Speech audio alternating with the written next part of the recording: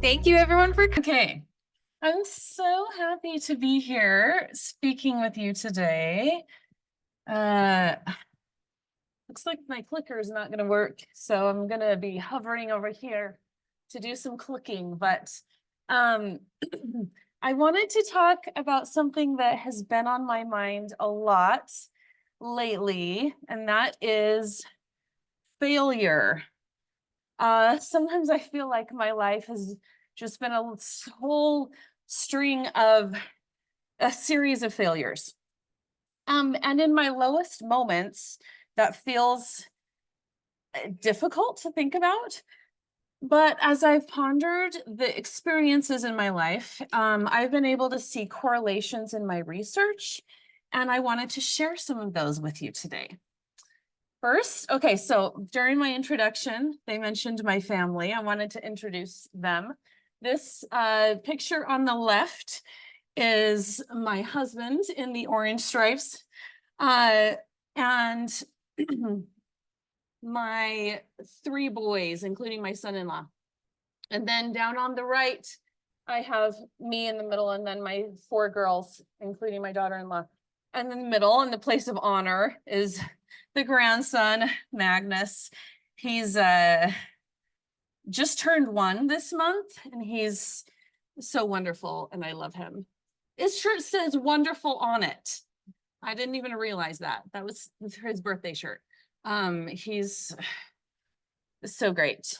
And these are the people, like this safe place, the environment where I have to make my mistakes. And I can't tell you how grateful I am to have this safe place to fail. As well as my siblings and my parents growing up. We've been through a lot together, and it's made us really close together as a family. Now let's think back about the environment we had during the very first failures we had in our lives on Earth as infants. These we got to do in a presence of probably our mothers or our primary caregivers. And although we as infants had a lot of ways to communicate at our disposal, probably that doesn't mean our caregivers always understood them, right? And there's bound to be failures in communication. And so these were some of our very first failures. And I've seen in my research that this promotes growth, right? This is good. It's can be difficult, but it's really important for development. It's necessary. And today I want to share this process with you in the hopes that we can kind of maybe learn from this model. Find my mouse. There we go. And kind of think about a natural developmental model of failure rather than it just being toxic and unproductive. And I also want to acknowledge that there are so many people more qualified than me to provide therapy and be inspirational speakers. And so all I want to do today is just to provide some insights that I've gained from one small area that I study and live in. And so I know my conclusions can't be drawn to every failure possible, but it has made a difference in the way that I think. And so take what you feel like can apply to you. Okay, so quick outline of what I'm going to talk about today. First, we'll talk about the state of the world today and our view of failure. Then I want to give you a little peek into my research and in infant development and how infants develop in that primary attachment relationship. Next, I want to talk about the synchrony model and how that was initially developed in the field. Then following that, I want to talk about another more accurate model that I'll refer to as the repair model, but there's a bunch of different ways people talk about it. And then finally, I'll wrap up by discussing how we might use this repair model more broadly in our lives. Okay, so I think many people, including me at my low points, are operating on this anti-failure model, where, and this model isn't sustainable. Failure sometimes is such this like a cringe-worthy word. Like when I was in the hall, someone was showing me how to get to the varsity theater, and he said, what are you speaking on? And I said, failure. And he was like, oh, so that proves it to you. It's a cringe-worthy word, right? It's gotten so that we try and avoid failure at all costs. And it truly can be crippling. I remember an instructor in grad school told me that like when she gets a rejection from a paper, like before she can face anything, she like just spends some time like crying and in a fetal position under her desk. And I think that kind of illustrates that I don't want to like discourage the value of a good cry. This can be a good way to regulate our emotions, like identify and validate that emotion. But what I want to point out here is that failure is so unacceptable that we want to hide from it, and that it can be crippling and completely devastating. However, I don't know how, like all of us here, I don't know how we could have gotten to this point in our lives without failing a lot. I'm sure all of you have failed a lot. I know I have. So should we just all feel bad about ourselves all the time? We can't. It's not sustainable. It probably bothers some of us more than others, but failure is probably not super easy for anyone. So as I've studied human development and I've examined failure more critically, particularly interpersonal failure, I've explored what predicts future successful outcomes. And overwhelmingly, growth and success and happiness doesn't come from a lack of failure. We run into problems when we fail and then do not recover. So the failure itself isn't where the outcome hinges, it's the recovery. So let me explain a little bit more. I'm going to start with the very beginning of our lives here on Earth. Infants are born ready to absorb everything. They are these mini open dynamic systems, which means they want to explore that stage if they have not seen one before.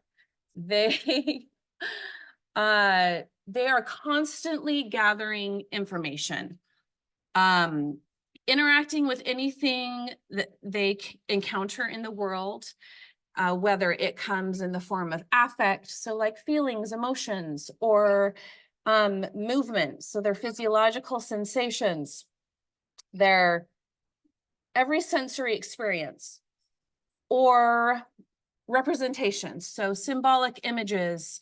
And this shapes their engagement with the world. And their meaning is ongoing and constantly changing and evolving. They gather information from people, objects, sounds, sights, taste, smells, on and on.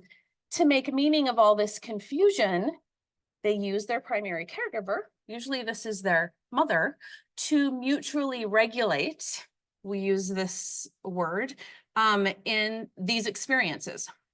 So they're regulating with mom or their primary caregiver.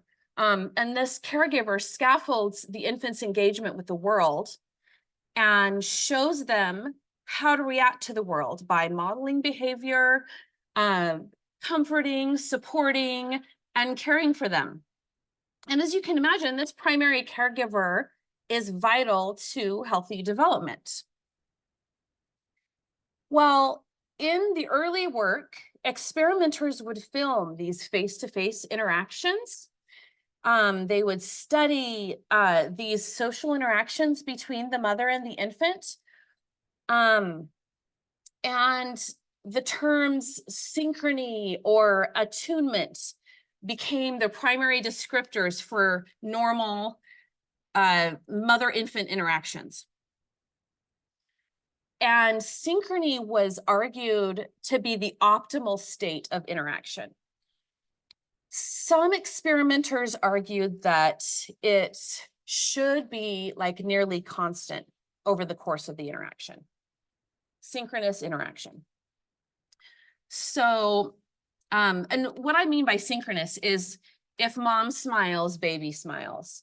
If baby looks a certain way, the mom's looking the same way. Like they're synchronous, they're doing the same thing at the same time, okay? So, in addition to the synchrony or the attunement models, the mother-infant interaction was seen as having really high proportions of positive emotion. They're smiling most of the time, very little anger, sadness, or distress in these interactions. So optimal or like the good mother-infant interaction was typically in sync and the majority needs to be positive. Okay. And there were even clinical scales that were developed that rated interactions on dimensions of synchrony and attunement. And underlying these scales, there was just this widely accepted assumption, and this wasn't that long ago either, this widely accepted assumption that the more synchronous and attuned the interaction, the more positive or the better the outcomes of that dyad.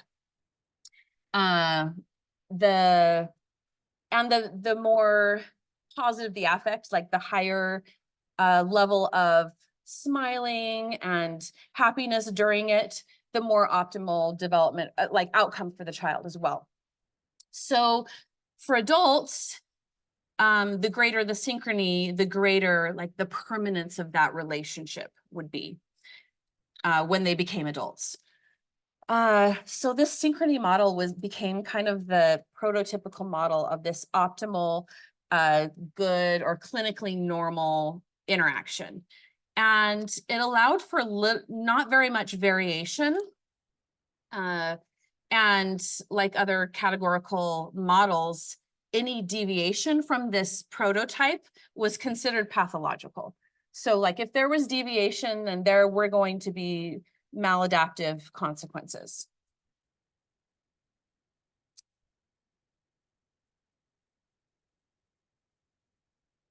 But do you think this worked? Do you think this was a good model? Has anyone had kids? Or is anyone feeling guilty right now?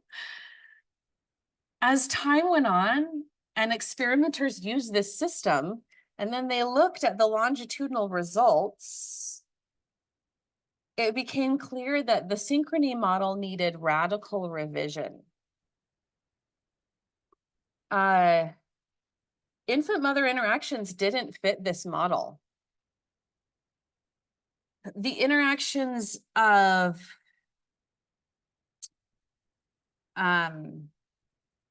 clinically normal mothers and children and infants only had a modest level of positive affect. They had negative affect. Mostly it was neutral or interested. And more importantly, the infant and mother were in synchrony or matching states. So states where they were like doing the same thing together at the same time, only a very small proportion of the time. The rest of the time, they were in mismatching states. So the infant would be looking at the mom with an interested expression, and the mom would be looking away with a sad expression. And that was a normal dyad. So mismatching and dyssynchrony characterized the interaction.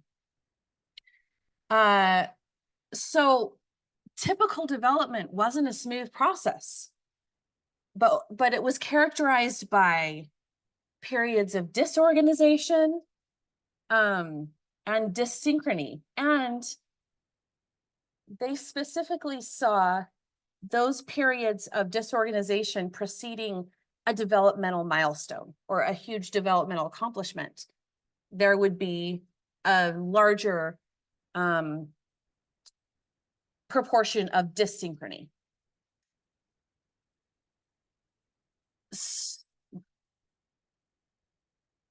So I think this is true in a lot of our relationships, or a lot of the views that people have of ideas of new motherhood or fatherhood, or maybe a married relationship, or relationships and a new job you're going to take. This idealized view, we expect or hope or want everything to be sunshine and rainbows. We want it to look like this perfectly synchronized, choreographed dance of give and take, like here with Ginger Rogers and Fred Astaire. However, in reality, it's more like this. With Napoleon and Deb, we bump into each other, apologize, and then we get back to dancing together. The dancing is messy. What is important is the reparation of the misattunements. I believe this in this scene, Napoleon is like, I mean, they had an argument, and Napoleon says, "I like your sleeves. They're real big." And Deb says, "Thank you. I made them myself." And that was a pretty good reparation, I think. Has this ever happened to you, where you had this idealized vision of something, and then it actually, of what something would be, and then it actually happened, and it turned out to be way different than you thought it would be? I want you to take a minute and think of an example of something in your life like that.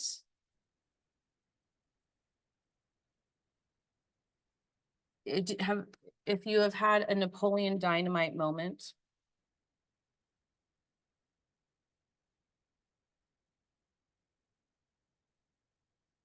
Okay, I'm going to give you a second to share with your neighbor. What is your Napoleon Dynamite moment?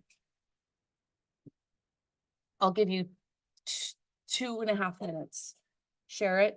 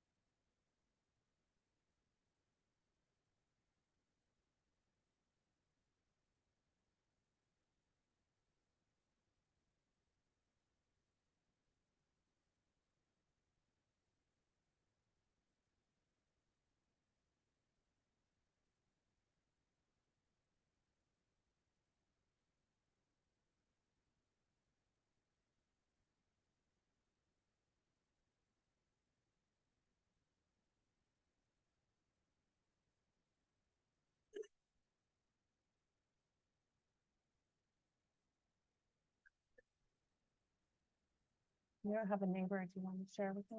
Do you have a Napoleon Dynamite moment?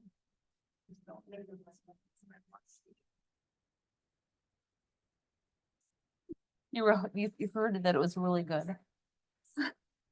All right. I like it. Super nervous something.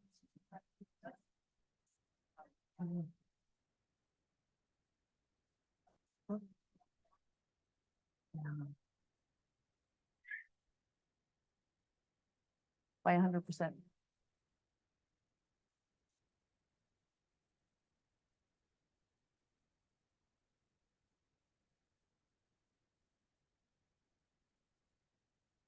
I should have practiced with you.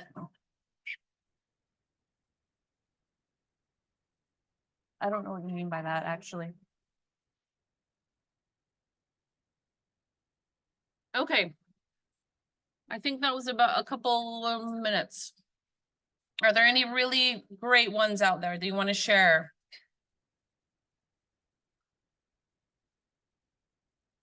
Any very surprising moments to share? Unexpected? Not really. That's okay. My husband said his biggest one was when he watched Napoleon Dynamite. He heard it was really good and then it wasn't. I'm the one who told him it was good. I liked it. No, it's all right. Okay, so what happened with this theory? So instead of synchronous interactions full of smiles and positive affect, now we see, like we in the field of child development, see optimal caregiver experiences as a series of successful reparations or repairs and recoveries, which means that there was a failure and a recovery. So here, as you can imagine, caregivers play a really critical role in reading and responding to their infants' changing engagement states, in repairing communicative failures or mismatches, and like I said earlier, we call this mutual regulation. This kind of moves into emotional regulation. Like this is where they start learning emotional regulation. So again, the failure itself isn't where the outcome hinges, it's that repair. So what do our infants learn through the repair model? Through failure and repair, infants learn expanded communicative and coping skills, including increased understanding of interactive rules and conventions. They learn which communicative and coping strategies work at which times. Secondly, because these failures and recoveries are associated with positive affect, the infant establishes a positive affective core. I love this so much. Don't you want all of your kids to have a positive affective core? Okay, so what I mean by this is it's this internal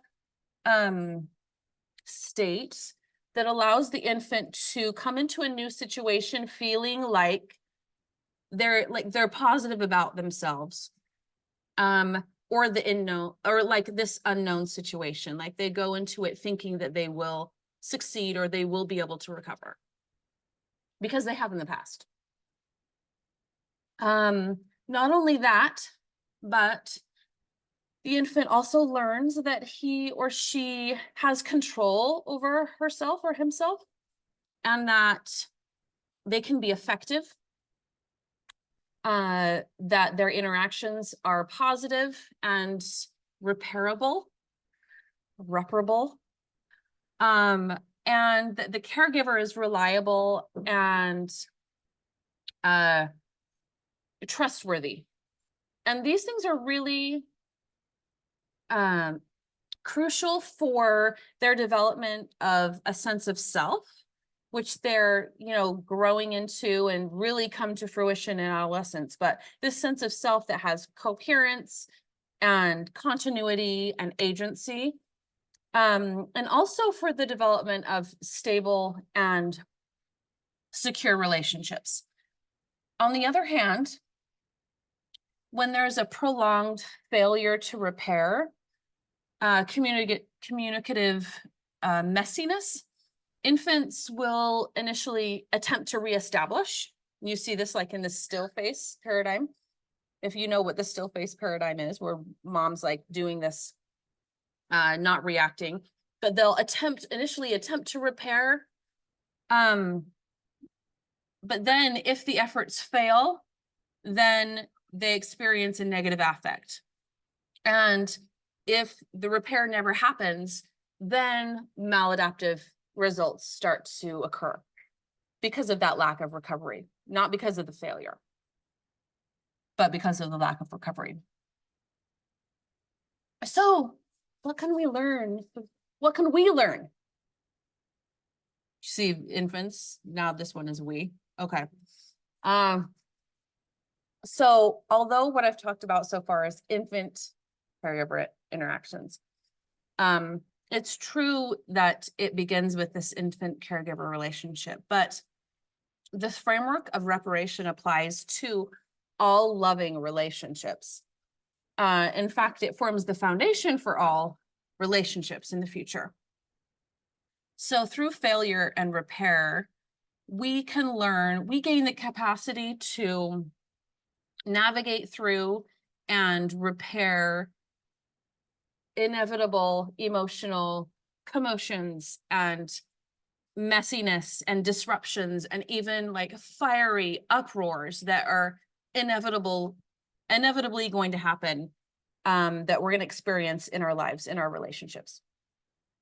We can gain or strengthen our positive affective core throughout this, and believe that positive things will happen to us, that we can succeed, that when we fail, it can be fixed. Broken things can be fixed.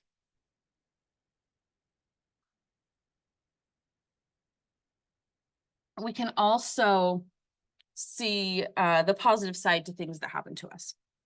We can also gain a greater sense of control in our lives, a sense of trust and emotional well-being and improved relationships. So loving and emotional, tender, warm, intimate, compassionate, cherishing connection grows out of reparation of mismatches throughout the lifespan. Okay, so in families, let's expand this a little bit. In families, messiness, not order, is constant. It's going to be a constant. So all members of a social group need to be able to tolerate the messiness and allow it to play out, and for it to be repaired rather than shut down in the interest of family harmony. Remember, I called the mother-infant interaction mutual regulation. Here, it's expanded group regulation.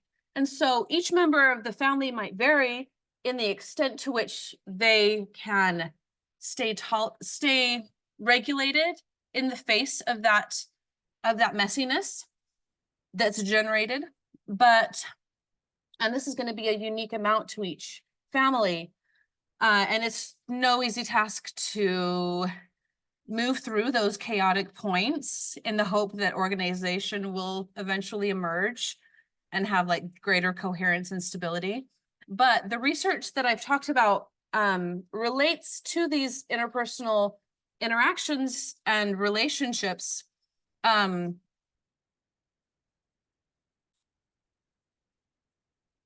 And expanded to the families. But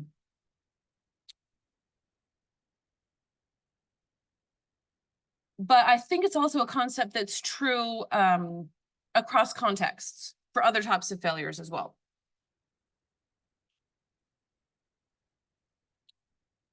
If we talk about matching and mismatching, so when we match with our expectations versus mismatching, so just like I said, in the family, when there's remaining emotionally regulated long enough for the repair to occur, this is kind of the same thing. I know this is kind of on an abstract level so far, but when a situation is mismatched with our expectations. So say, well, I'll give an example in a minute, but when a situation is mismatched with what our expectations are, what our wants are, can we regulate ourselves long enough to make peace with what happened instead? Okay, so for example, there's a mismatch with the, the infant and the mother with a smile versus a frown. That's a simple one. Or there's a mismatch in what we wanted versus what happened. There is something you wanted, a job that you wanted versus not that job. Or there could be a new one or a new opportunity. Or there could be a paper published or not a paper published. Or there could be your child did something you didn't want them to do versus what you wanted them to do.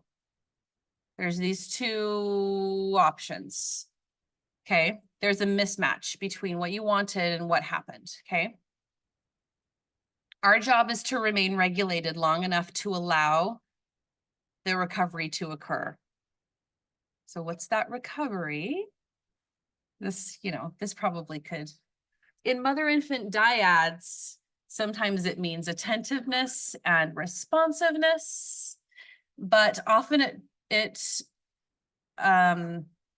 means remaining regulated and waiting, allowing the repairs to happen. So does this happen in our lives? I really think it does. We could definitely have a whole lecture on emotion regulation, but sometimes this means like just being responsive to our situations, like pivoting to another option or backing up and trying again. But very often it is just remaining regulated and keeping going until the recovery plays out. Sometimes by going back and recovering the situation on our own. I recently had an experience. I'm so grateful for recovery. I'd like to bear my testimony on recovery right now. The other day, my daughter was showing me a new app on her phone that I approved on accident. I didn't research it very well. Okay. I made a failure. She was showing me this app and something came up that shocked me. And I immediately was like, delete that. Like, and she looked at me and a little shocked and she was like, okay. Because I usually don't snap at her like that. And I went back to finish what I was doing. And then I was like, not, I didn't feel good about it. And so I took a few breaths. I went back and I was like, I'm sorry I reacted like that. Can we start over? She's like, okay. And then I was like, how do you feel about that? What do you think we should do in this situation? And then, we were able to have a conversation about it. So sometimes you can just rewind. Your kids might think you're strange, but it turned out better. And we had a good recovery. I use repair all the time and I am very grateful for it. And now that I understand more about the benefits of repair, I don't feel so bad about failure or messing up. This is why I'm such a great believer in the value of failure. It's one of the most important concepts I think that we get to experience in life. It's not only our failures, but our recoveries and our repair that really create who we are. It's this developmental process that extends through our lifespan. Without it, we wouldn't continue to grow and develop as people. And remember when I said my life was a series of failures? It is true, but the most important part is that it's a series of brilliant recoveries. And that makes me feel so much better. And I wouldn't be the person I am today without them. Thank you so much for coming. I can take some questions. If there are any questions.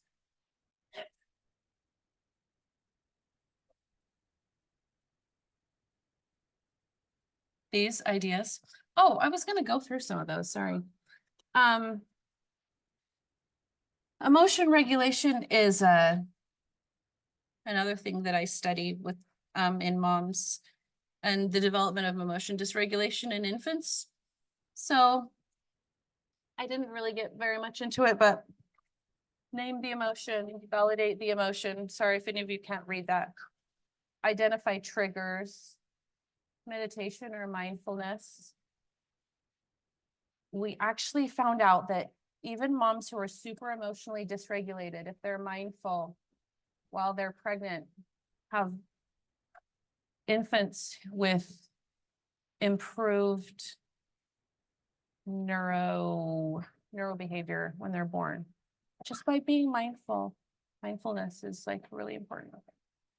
Talking through emotions, journaling, notice when you need a break. I feel like this isn't working very well.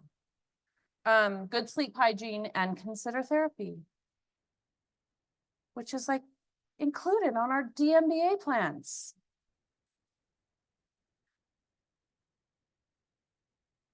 Any other questions? Yes.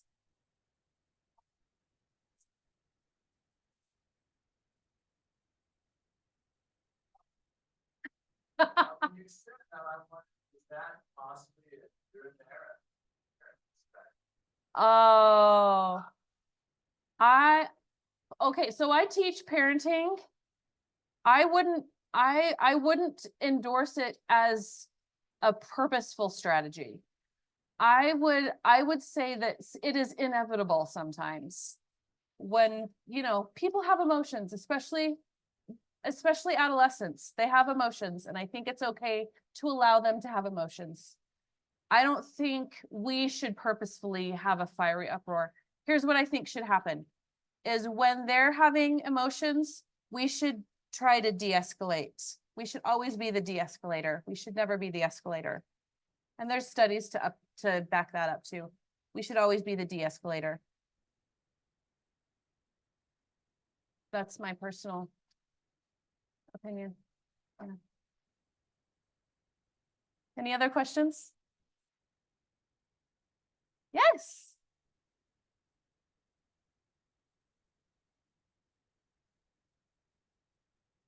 Yeah.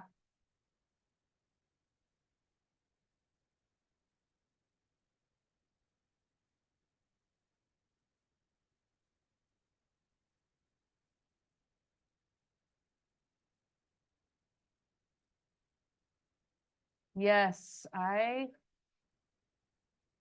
like, so like how to have a good repair conversation. I can probably find some, but I bet you would just be good at it just by just doing it. Going back and being like, I think I made a mistake. Do you know how powerful it is for parents to admit that they're wrong? Yeah, it's hard to do sometimes, but if it's great. I just to go back and be like, I don't like the way that went down. Can we talk about this? But I bet I could. If you email me, I'll find you some. Mindy_Brown@byu.edu. Yes.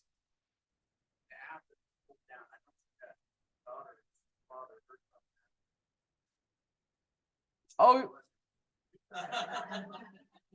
I'll tell you later.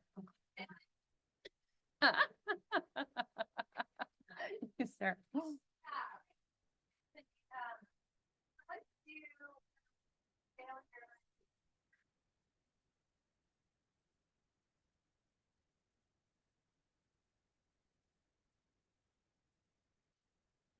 Yes, I've actually thought about this a lot. And I think that here's something that I've read recently is that we can't we can't wait our own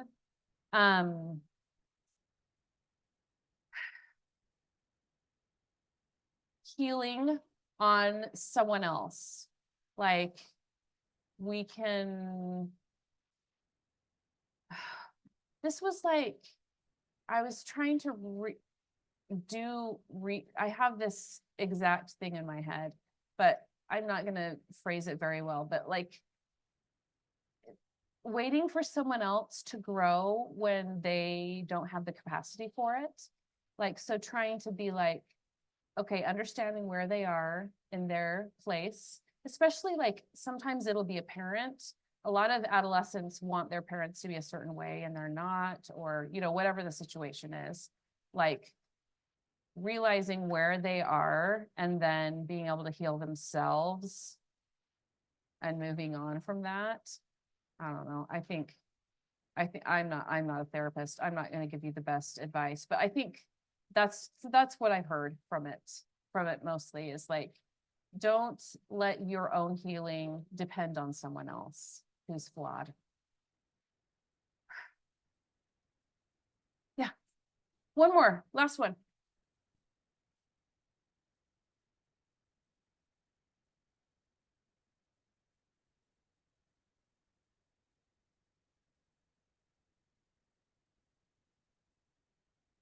Well, I don't do family therapy, but I do we have seen the intergenerational trajectory, and when there is we talk about the parenting, so there's parenting interventions, and when there are interventions that kind of like put a halt to that intergenerational just like continuance, right?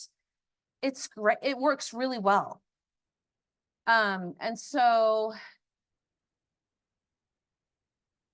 yeah, I would say it's successful, but it has to be like there has to be an intervention, right? Because it's just really difficult to be able to stop something that you've just known your whole life, right?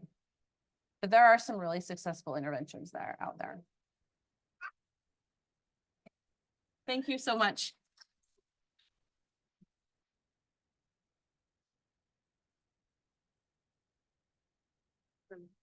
Well, thank you all so much for coming to today's Well and Wise lecture. Thank you so much, Mindy, for sharing a little bit about your expertise and research. We're really grateful to hear about it. If you haven't already, please don't forget to check in with the QR codes. Just scan it and put your net ID in on your way out. And we'll see you next month. Thank you so much. Awesome. Thank you so much. So sorry about the technical difficulties. We have this for you. This is my own. I always have to. Oh, thank you. This is for you. That's so kind. We really appreciate having you and sharing your expertise with us. Thank you. I appreciate you guys being patient with me. Hi. Yeah. So